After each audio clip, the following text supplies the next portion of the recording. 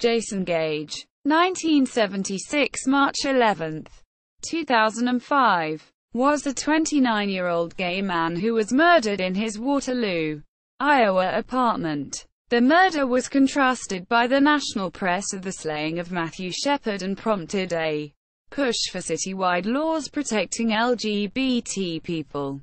Background: Jason Gage was last seen alive on March 11, 2005, socializing with friends in Waterloo's downtown bars. Sometime that night he went home to his apartment in the Russell Lamson building. With him was 23-year-old Joseph Lawrence. Gage was originally from Oilvine, Iowa. He'd lived in Chicago and Milwaukee before moving to Waterloo years earlier. He settled downtown and worked waiting tables in the Italian restaurant of his apartment building.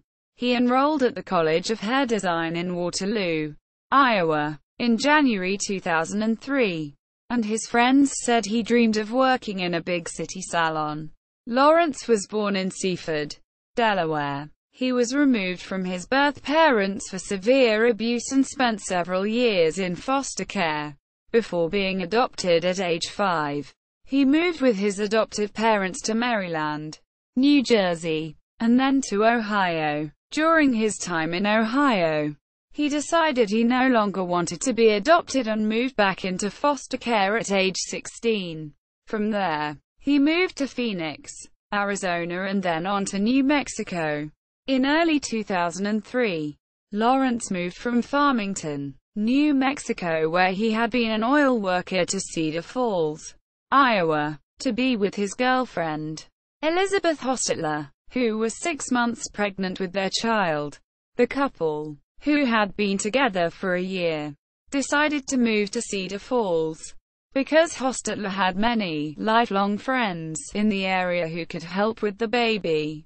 Hostetler said she introduced Gage and Lawrence about a week before Gage's murder.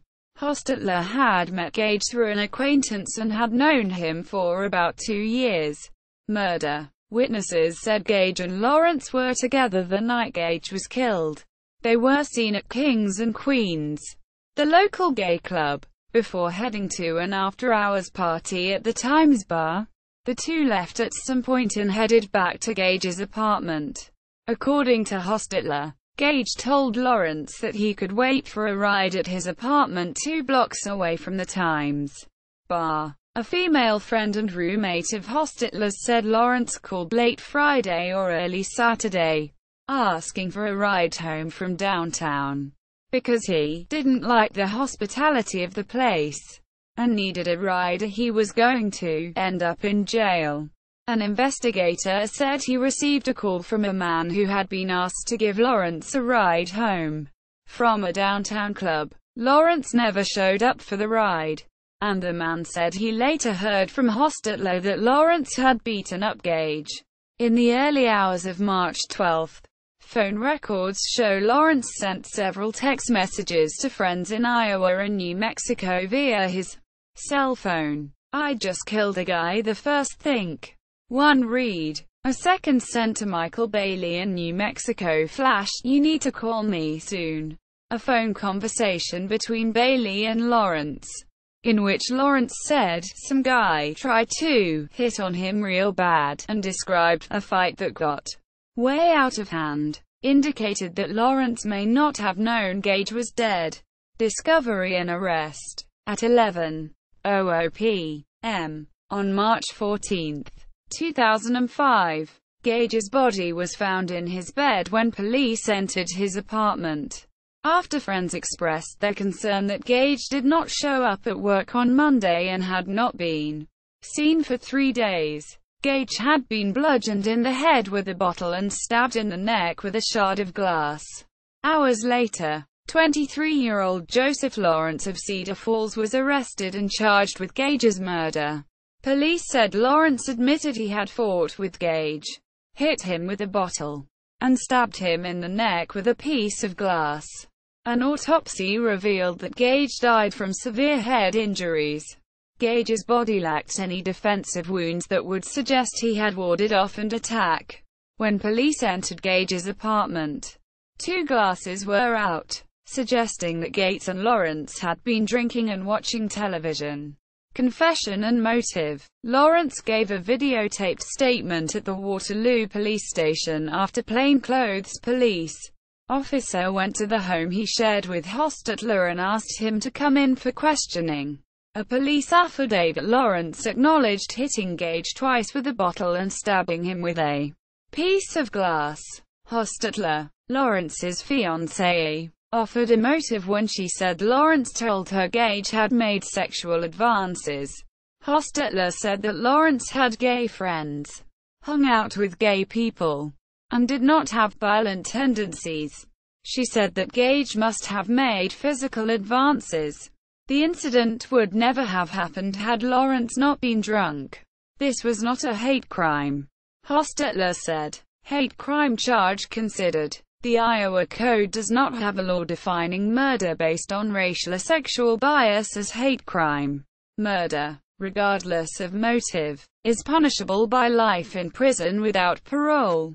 Another state law mentioned in Lawrence's case, titled Violation of Individual Rights, prohibits assaults, vandalism and trespass for reasons of race, color, religion, ancestry, national origin, political affiliation, sex, sexual orientation, age, or disability. In trial information formally charging Lawrence with murder, the prosecutor included a theory that Lawrence killed Gage while committing the crime of assault, in violation of individual rights.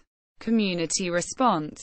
Following Gage's death, the Waterloo Human Rights Commission asked the City Council to add sexual orientation protections to the city's Human Rights Ordinance. State law allows cities to enact their own hate crimes ordinances.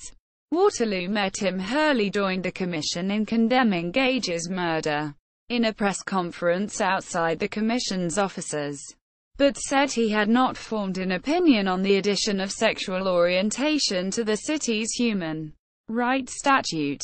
Gage's friends held candlelight vigils outside his apartment building, and his family and classmates held a memorial outside of the beauty school.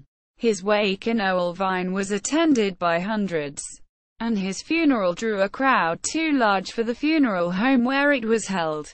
Friends and community members started a scholarship in Gage's name, and sold t-shirts and buttons with his image to raise money. 3 area churches took up collections for Gage. A benefit to raise money for the scholarship fund was held at the City Convention Center, attracted numerous attendees. It also attracted protesters from the Westboro Baptist Church in Topeka, Kansas. About 20 Westboro members picketed 6 area churches and stood outside the convention center, carrying signs and shouting that Gage was in hell. The Westboro protesters were joined by a second group, Consuming Fire Campus Ministries, led by Matt Borgo. Plea and sentencing. On December 16, 2005, as part of a plea agreement, Joseph Lawrence entered an Alford plea in the case of Jason Gage's murder. The plea allowed Lawrence to avoid admitting guilt while acknowledging that he would likely have been found guilty of Gage's murder had the case gone to trial. Originally charged with first-degree murder, which would have meant a life sentence without parole, Lawrence pleaded to the lesser charge of second-degree murder. As part of the plea agreement, Lawrence also waived his right to appeal the plea and the sentence, and to pay a $150,000 civil penalty to Gage's estate. After entering his plea, Lawrence added, "I have nothing appropriate to say," and sat silent during his sentencing. Judge Bruce Sager sentenced Lawrence to 50 years, which was the mandatory punishment under Iowa law. Lawrence must serve at least 70%, 35 years, of his sentence before he is eligible for parole. Jason Gage Memorial Page.